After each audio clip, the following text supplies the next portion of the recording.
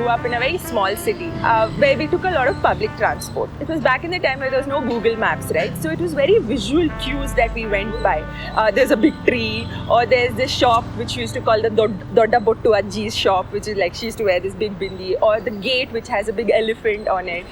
So these were all very visual cues. So, and that's how we kind of navigated the city as well. It all started on one of those regular days when I was, just stuck in traffic. I was looking around and I noticed this beautiful tree. The roots of the tree were growing all over the wall, and it seemed like the tree was, trying to become a part of the wall itself. It reminded me of the walls that we create, or the ones that we try to break. The walls that keep us safe, or the ones that we scribbled on, even the invisible ones that we often build around us. That's when I started to wonder what stories the walls were trying to tell.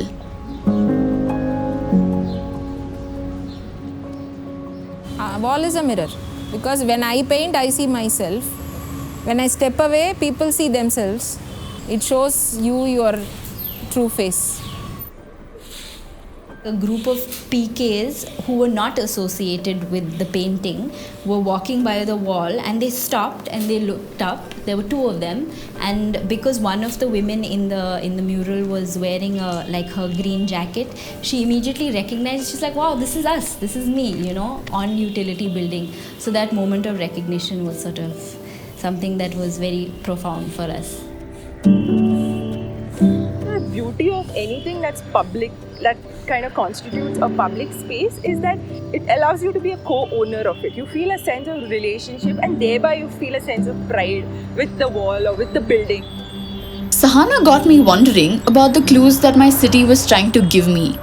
And it got me thinking of the artists behind these clues. Before the image comes the desire for the image. What triggers? What happens? And a large part of it is the desire to create a specific atmosphere. The desire is not so much about, I want to paint this there, I want to paint that. I think for me, it's tuning more towards what could this place be and what can I do to make it become such. You have a wall, you put paints, you get an art. That is not art. It's people who live there. It's the history of that place. It's the people who walk every day, who's going to be the audience of this, how they vandalize it. Everything becomes an art.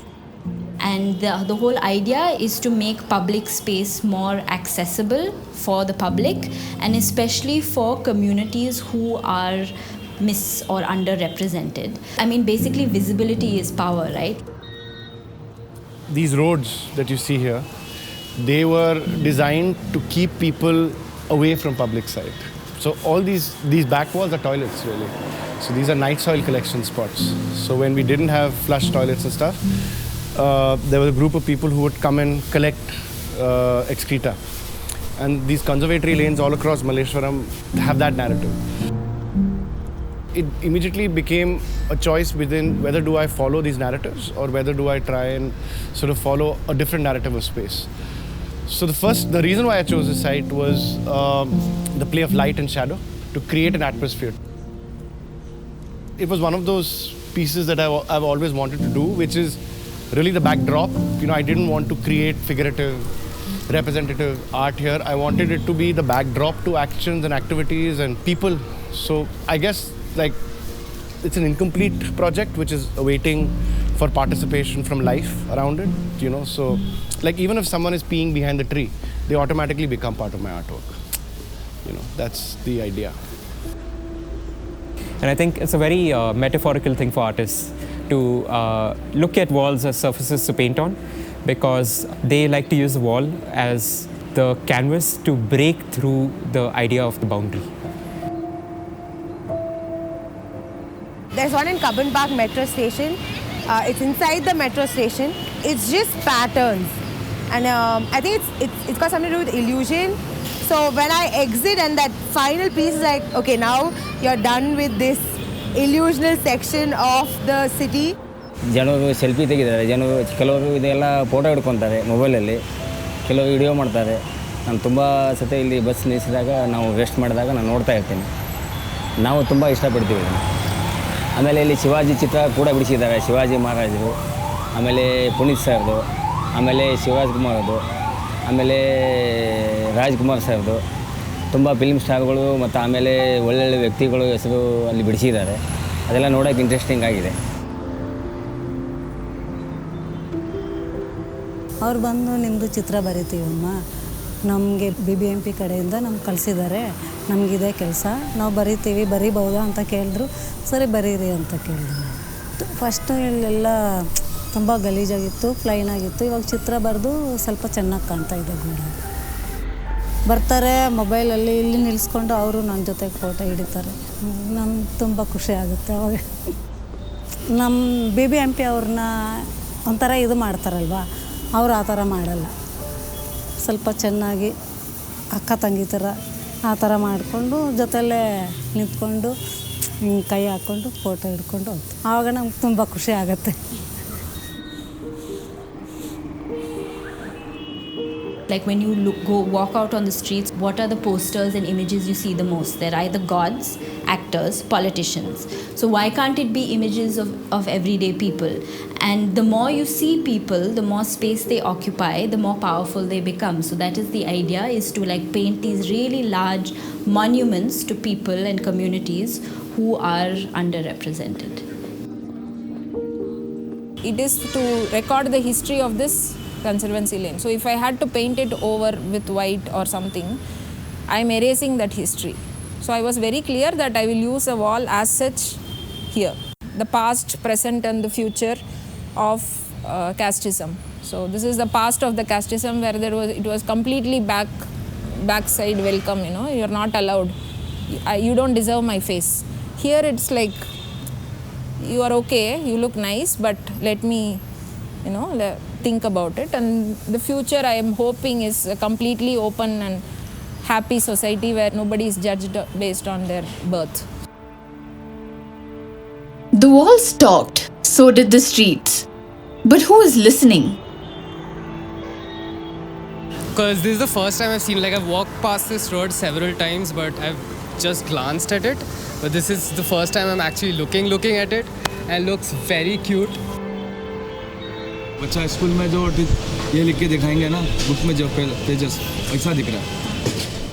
ये बना है तो बाहर जैसा, country जैसा दिखता है, बेंगलोर ऐसा हो रहा है। So why not bring art down to the streets where it's more democratic? So street art is the most democratic form of art. There is no ticket needed for anybody to walk here. And you can interact with art any way you could. Nobody is going to say don't touch it. Fearless started as a response to the kind of negative and very dark imagery that we usually see in mainstream media. And the idea was to create affirmative, powerful, empowered, embodied imagery, and imagery that comes from oneself, you know, and to really sort of play up this idea of self-representation.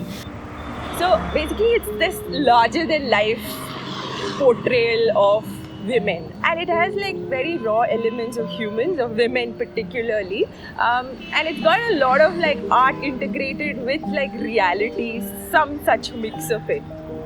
In Bangalore, we were working with both formal and informal waste workers, and we were looking at this idea of essential and what is essential to them, and we chose to work with both together because they work together a lot and they're dependent on each other a lot. I guess we were out there for about 10 days, like outside the civil courts, just in front of like these massive BBMP offices, and it was like a party for 10 days. Every day we'd have the women coming and painting, and they really sort of by the end of the project owned that space.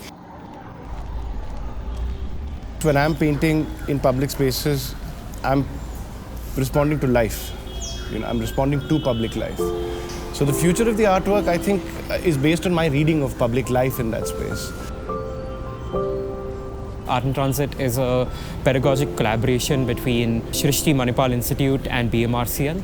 This project started as an intention to bring out the creative projects that are happening at the student level and also invite artists of the city to be part of the event programming that Art in Transit curates. In 2019, Biome Environmental Trust contacted us saying there are 65 recharge wells that are being dug in Cubbon Park. When we met the well diggers and we saw them dig the recharge wells, we saw that there were different colors of the soil that they had dug out. And this idea really came up to collaborate with Biome and the well diggers community to paint a story about Bangalore's water. So there were this series of images. They were abstract.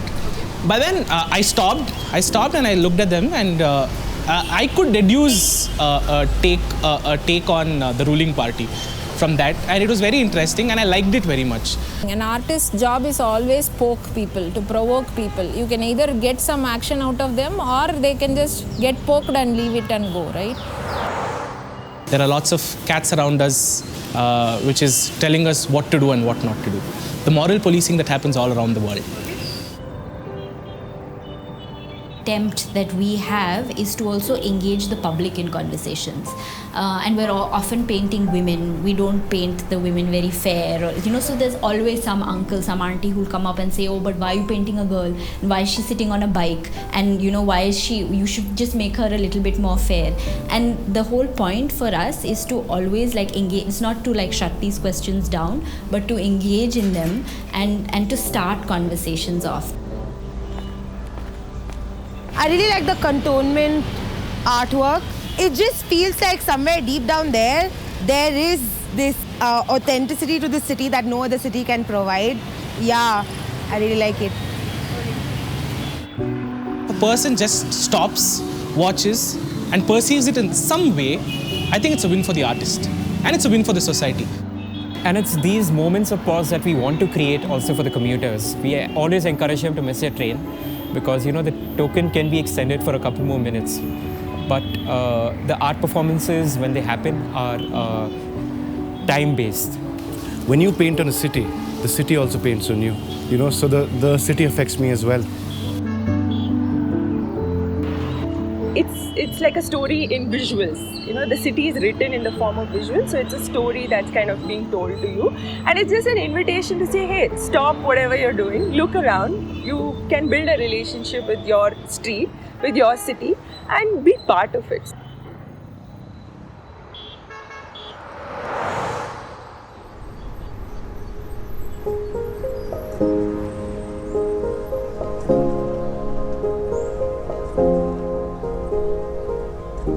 Walls have undergone so many transitions over time, so much has changed. But the one thing that has remained constant throughout is that the walls are frequently trying to communicate and tell us something. Whether it is to keep out, or to, make us feel safe, or to connect with us. And there are so many walls out there that are, just waiting to be explored, noticed, appreciated, and even listened to. So, what is the wall near you telling you?